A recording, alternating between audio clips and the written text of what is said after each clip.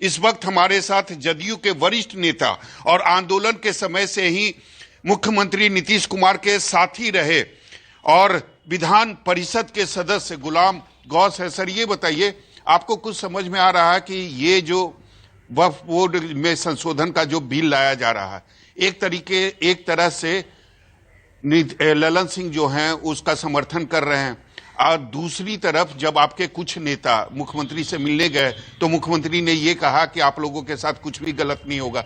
दो राय आपको पार्टी के अंदर दिखाई नहीं दे रही है? नहीं, राय कभी कभी मतभेद हो सकता है, लोकतंत्र है तो किसी मामले पर असहमति भी हो सकती है, लेकिन जो आम सहमति है वो ज़्यादा कारगर होता है।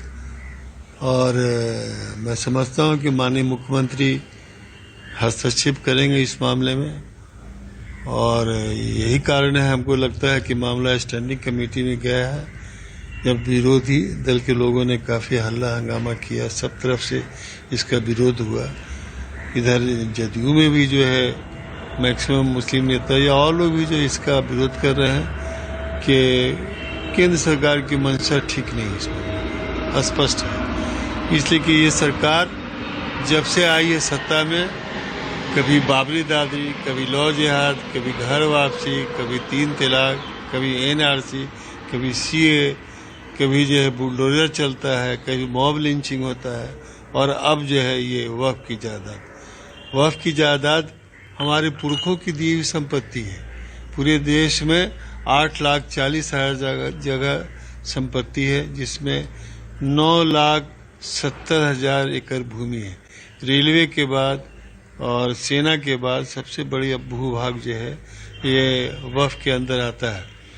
और इसके तहत जो है, इस वक्फ के तहत बहुत जगह कब्रिस्तान है, मस्जिद है, मदरसा है, ये सब स्कूल चलते हैं, काम चलता है। आप बिहार में ही देख लीजिए ना, बिहार में जो माननीय मुख्यमंत्री जी का जो ड्रीम प्रोजेक्ट है अल्पसंख्यक आवासीय विद्यालय,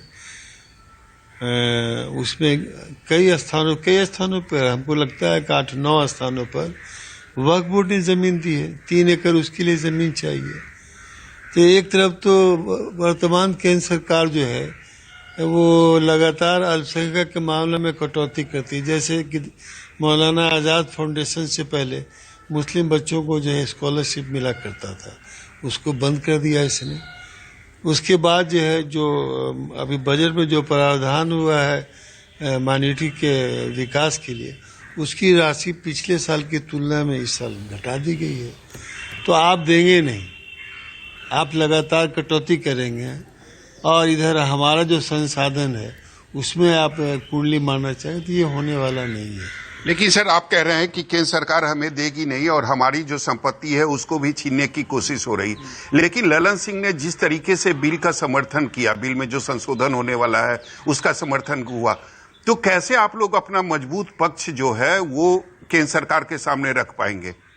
नहीं, उनका निजी विचार हो सकता है, मैं नहीं समझता हूँ कि ये पार्टी का कोई ये है, उनका निजी विचार हो सकता है। और इस संबंध में कई मुस्लिम नेता जाके मिले भी थे माननीय मुख्यमंत्री से, उन्होंने आश्वस्त किया कि कोई ऐसा काम नहीं होगा जिससे अल्पसंख्यक के हित पर कुठारघात हो। माननीय मंत्री विजय चौधरी जी का भी कल बयान आया है कि ऐसा कुछ नहीं होगा, इससे अल्पसंख्यक समाज के लोगों का अहित हो जाए। तो मैं समझता हूँ अब तो मामला चला गया स्टैंडिंग कमेटी में। हालांकि स्टैंडिंग कमेटी में भी जो मुस्लिम सांसदों की संख्या बहुत कम है, होना चाहिए था और अधिक, लेकिन फिर भी उम्मीद की जाती है, अपेक्षा की जाती है कि कोई सार्थक नतीजा आना चाहिए। और मैं मुस्लिम समाज के लोगों से भी अपील करता हूँ, सौरभ, जो संशोधन बिल में हुए हैं, एक सवाल ये भी करिएगा कि वो जो है कौन से बिंदु पर सबसे ज्यादा आपत्ति है? उसमें अपना पक्ष रखे, अपनी बात रखे, और मैं समझता हूँ कोई सार्थक नतीजा आएगा। सर, ये बताइए कि ये जो संशोधन बिल आने वाला है, इसमें कौन सी ऐसी पॉइंट है जिस पर आपको सबसे ज्यादा आपत्ति है? जैसे मैं मिसाल के तौर पर बताता हूँ कि मैंने पहले आपको बताया कि इससे वक्फ के तहत अभी तक वर्तमान में जो है मस्जिद चलते हैं, दरगाह चलता है, कब्रिस्तान चलता है। अब हमको कब्रिस्तान में लाश दफन करना होगा तो हम डीएम साहब से जाएंगे, मतलब अनुमति लेने के लिए। ये सही है क्या? तो हस्तक्षेप है ना हमारे धार्मिक मामलों में। ट्रिब्यूनल है देश में, इस देश में 83 जगह विभिन्न समाज के, विभिन्न पंथों के, विभिन्न संस्थाओं के लिए ट्रिब्यूनल है, लेकिन हमारी ट्रिब्यूनल में संशोधन करने की आवश्यकता पड़ गई क्या? है? आप इस एक्ट में जो है गैर मुस्लिम भाइयों को भी शामिल करने की बात हो रही है। हमें मतलब जो सरदार जी लोगों का कमेटी है, गुरुद्वारा प्रबंधक, उसमें रखा जाएगा। सबको धार्मिक स्वतंत्रता है, सबकी उसका सम्मान होना चाहिए। तो सर, इसमें ये जो संशोधन बिल आने वाला है या जिसको रखा गया है लोकसभा के पटल पर, तो आप उसका विरोध कर रहे हैं या इस पूरे सवाल का हम जवाब लेंगे? वक्त इतना ही था, बहुत बहुत शुक्रिया।